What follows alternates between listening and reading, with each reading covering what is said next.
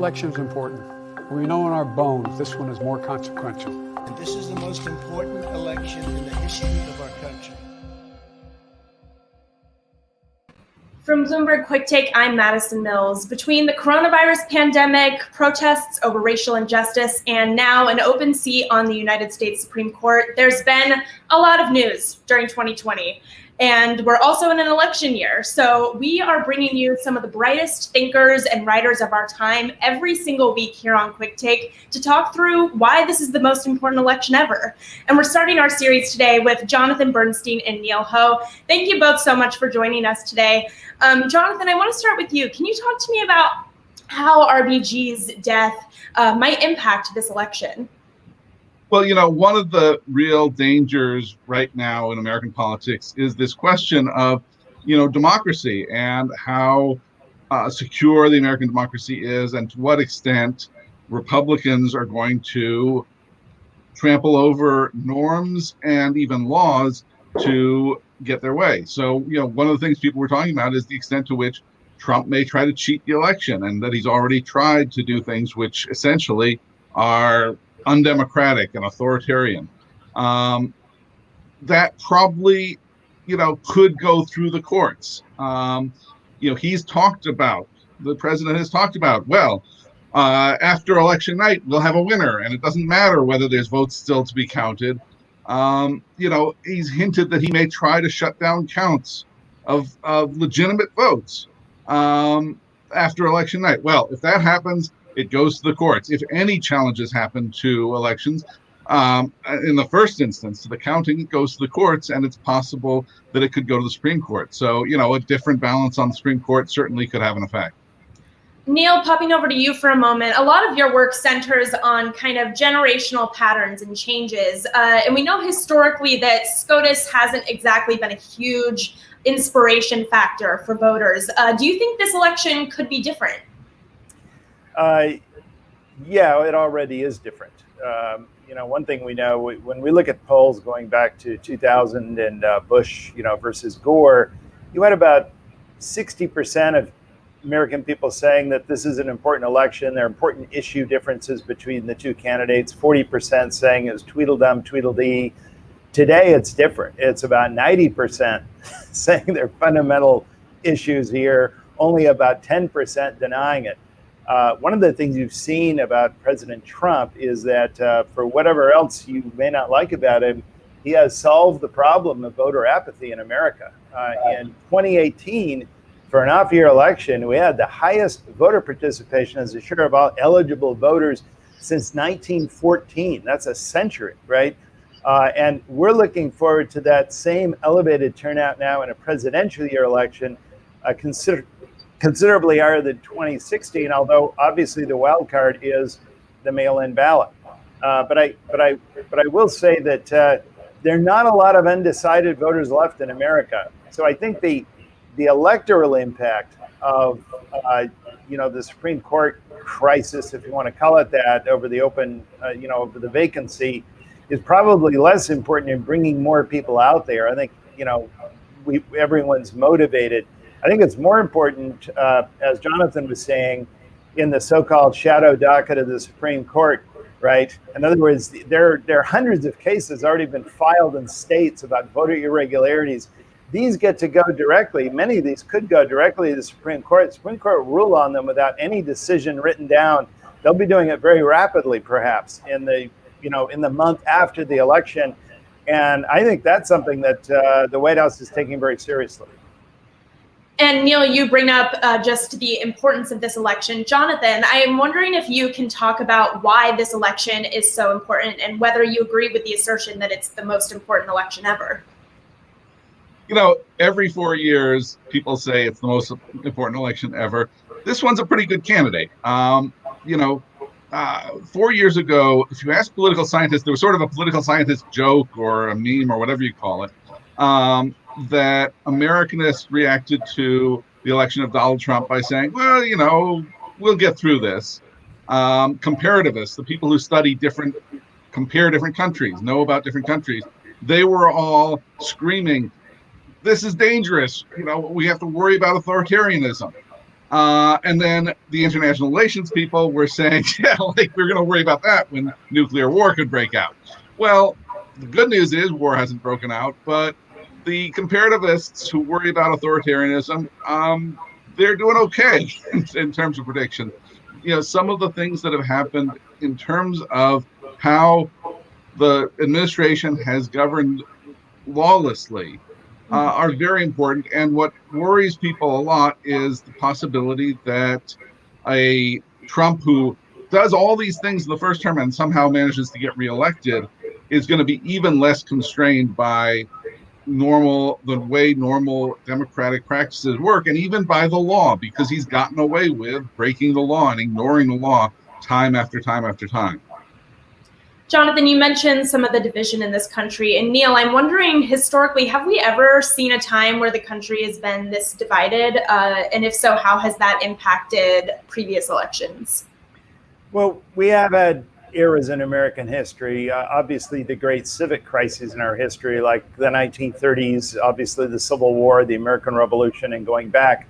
I think we also have the great awakenings in American history. A good example would be the late 60s and 70s. Anyone who was around during the Watergate era knows how hysterical people were at that time. So we do go through these periods. I think it's important to remember, though, on the subject of populism and lawlessness, is that America was already extremely dissatisfied with the establishment and how it worked. I mean, we can't forget how we get into populism, right? So long before Trump, America had fundamental problems with how the establishment, checking all the boxes and following all the rules, was actually responding to their problems. And I think just to simply say the problem is one person and lawlessness kind of forgets how we got here. And look, Trump has huge negatives going in. All honesty, I mean, we all follow the futures markets and so on. He's probably going to lose. But nonetheless, there's going to be a gray area. And if he's close, that gray area is something that can be exploited. I think clearly, since his voters will be voting a lot more in person, about 2/3 to 1/3 versus Biden voters, it's right. I mean, he's going to be looking good if it's close. He's going to be looking good on election night.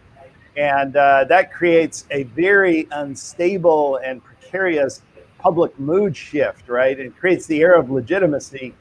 And I think that's what people find, dangerous at this point. But we have gone through these periods where people think that we're beyond procedure, law, rules, where people are that divided. They think it's, my side or disaster. And I think the polls, demonstrate that. And I want to go over to Jonathan for a moment. Neil brings up kind of the idea that, Neil, you made the assertion that Trump may not win. Jonathan, do you think if that's the case, that this election could be resolved peacefully, or how do you see Trump responding to a potential loss? Well, I think the real question isn't so much Trump. We know what Trump's going to do. He's going to claim that there's fraud. He claimed there was fraud when he won. So he's going to, if he seems to be losing, he's going to claim there's fraud. There's no question about that. The question is, what does the Republican Party do? And, to some extent, what do the courts do? But, if we have a situation where on election night, Trump loses Florida, probably, which is, he's right around 50-50 in Florida right now, and Florida counts its votes quickly. If he loses other key states, there's a good chance he may say, I really won, it's fraud and all that, but nothing happens. We have a relatively normal transition, except for the president babbling and, doing what he always does.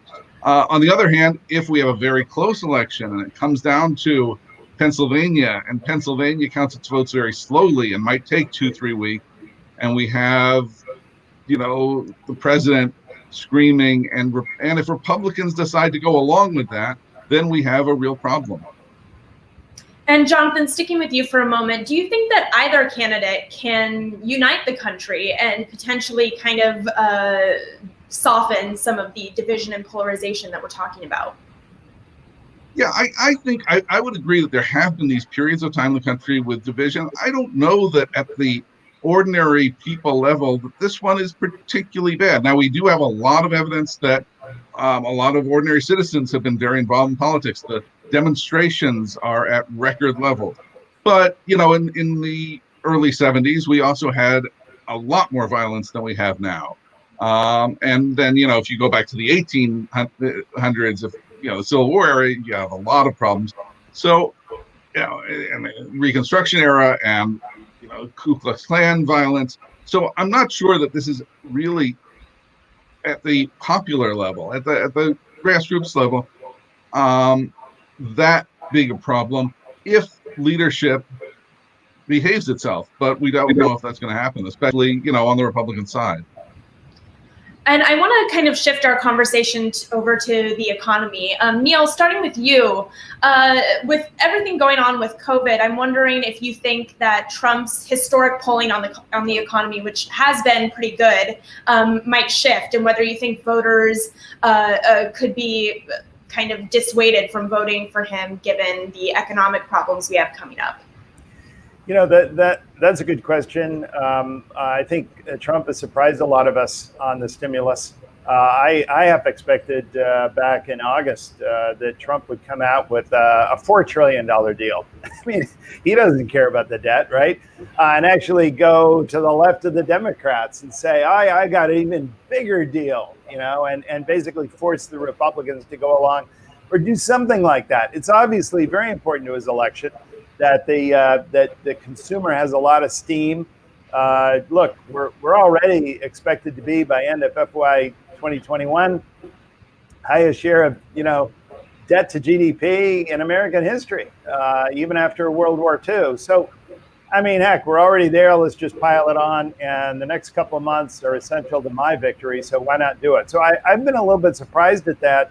I think he feels that so many Republicans actually would drag their feet that it could get him involved in a very heavy crossfire, and he's mysterious. You don't know kind of why he does things or doesn't. He's moving forward a little bit and upping his price tag. Pelosi is coming down a little bit, but given the Supreme Court vacancy and even the fact that they can't even balance their books this year, there has to be some emergency appropriation just to keep government going. At the end of the fiscal year, I don't think it's certainly not going to happen until the end of the election. So it's not going to, at this point, it's not going to matter, for the election. And then beyond that, we're talking more about just how the economy is going to do. I think that depends a lot more on the extent to which we're going to have a second wave this winter. I almost certainly believe we're going to have some sizable increase in infections and deaths. We have no containment in this country. We have no testing and tracing. We're not doing any of the things we should be doing. So in my opinion, we are going to have that surge. That will happen mostly after the election, and it's going to be bad news. The temperature is going to be colder. It's going to be drier. People are going to be more inside. And even though the CDC took down that message this morning, aerosols do actually spread this virus. So that's kind of where we are. It's not a happy situation. And I think Americans are particularly distressed how poorly their government is doing relative to the rest of the world. I monitor a lot of these opinion polls on people's long-term impressions about America, how we're doing, how their kids are going to do. I have rarely seen, even back in 1979, 1980 with Carter and stagflation, I can't recall a time when Americans were this distressed about dysfunction of how their nation works. And I do believe that this country is ready for a mobilization, particularly younger people, particularly the generation, under 35, the rising generation of millennials. They really want us to get our act together nationally. And they're really facing flack or resistance from older generations of individualists. Neil, just jumping in here, you bring up the crushing debt of our country. Jonathan, I'm wondering if you can talk about whether either candidate has a shot at kind of balancing the budget in the U.S. Oh, I don't think that's, one of the things that's really changed now over the last 8 years is that since about 1982 or so, the Democrats have been the party of fiscal conservatism. They've been the ones who cared about deficits. And I think that the lesson they learned from the Obama years is that there was really no payoff from that. And, they should have learned that back in 1984 when Walter Mondale said, I'm going to raise taxes to, eliminate the deficit. And he won one state. You don't hear Joe Biden talking about the deficit, even, as a thing to throw it at Trump, an obvious thing to throw at Trump, because Trump's been, if you think the deficit should be low, Trump's been bad on that. So what you have now is basically two parties who don't care about deficits. So I don't think that's going to happen. Now, I personally think that's probably what the economy needs right now is high deficits. So, to me, that's probably a good thing for the economy. But I agree that, it's very surprising Republicans did not agree to more stimulus. It does show, I think, how weak, in some ways, how weak a president Trump is, even with his authoritarian tendencies. If the Republicans in the Senate did not want stimulus, he wasn't going to push for it. And when he made some effort in the last week to talk about it, basically everybody ignored him. And that's pretty much what's happened anytime that Trump on policy really deviated from what Republicans on the Hill wanted. And we are getting some audience questions in while we're chatting here. One question is about how governors across the U.S. will potentially impact this election. And I'm wondering, it's not just the executive branch that's up for grabs here. There are a lot of various seats open across the U.S. So I'm wondering, Jonathan, do you want to talk about just how local elections could impact Trump's chances? Well, there are always a huge number of important elections. The control of the Senate is up for grabs. Technically, the control of the House is up for grabs, although we're pretty confident the Democrats will retain their majority there. State legislative seats are incredibly important this time because we're coming into redistricting. So some of these, gerrymanders that have been around for 10 years, in some cases, Republicans did very well in 2010, giving them a huge advantage in the redistricting that went on after the 2010 census. So this time, Democrats have done very well in the previous election in 2018. So a lot of Democratic governors this time in states that had Republican gerrymanders, and now Democrats trying to win back some legislative bodies, state legislative bodies. So that matters less for this election, but going forward for the next decade, who's going to draw those lines? And another question we have for you, Neil, is does Biden's enthusiasm gap have any historical precedent? Have there been any other candidates that have had just kind of a lack of enthusiasm among voters? Oh, yeah, there are a lot of candidates that Americans aren't terribly excited about. I would say what's remarkable about the Democrats is that despite the fact that if you ask, the voters on the two sides, who's strongest for their candidate, who's more excited about their candidate, Trump voters definitely have the edge. But if you talk to Democrats and compare the two and who is most sure to show up at election time, Democrats are right up there with Republicans. There's no gap actually on intent. So even though Democrats are not enthused about Biden, it's just hard to get excited about Joe Biden. And think about how he's run his campaign. Literally, I'm not going to take a stand on almost anything except to say that I'm not Trump. It's been the I'm not Trump campaign. And when people don't take stands, it inevitably invites a little bit of contempt. People, and particularly from his left, but I think even from moderate Democrats, is like, isn't this guy going to have, his moment where he kind of stands up against either the left or the conservatives in his party? But no, he kind of wants to be. It's in my opinion, it's a little bit generational. I will have to say that this is the first time we could have a member of the silent generation entering the White House. This is the generation that came between the greatest generation and baby boomers. They've been locked out of the presidency now. They're zero for about, 16 or 17 runs ever since, Bobby Kennedy and Walter Mondale. And this could be their final moment. It's certainly their last chance to enter the White House. So we will have someone who remembers World War II as a child. We've never had that. And And I think people see in that a kind of a moderate, compromising, process-oriented personality, kind of a Mr. Rogers type. And I think America right at the moment might be looking for that, but they're also very wary about it. I know a lot of moderate Democrats are really concerned that Biden is going to be rolled by his left. And a lot of leftists are concerned that he's not going to push, their hot button agenda issues. So it creates a lack of enthusiasm among the partisans. And I know we're running out of time here, so I want to end by just asking each of you the question, why is 2020 such a political and generational and cultural fork in the road for voters? And I'll start with you on that, Jonathan. Yeah, I really do think that, we have a sort of 20 to 30 year de-evolution of the Republican Party, from Newt Gingrich especially on, that is a norm-busting democracy, a party that doesn't really believe in democracy, and that had accelerated over time.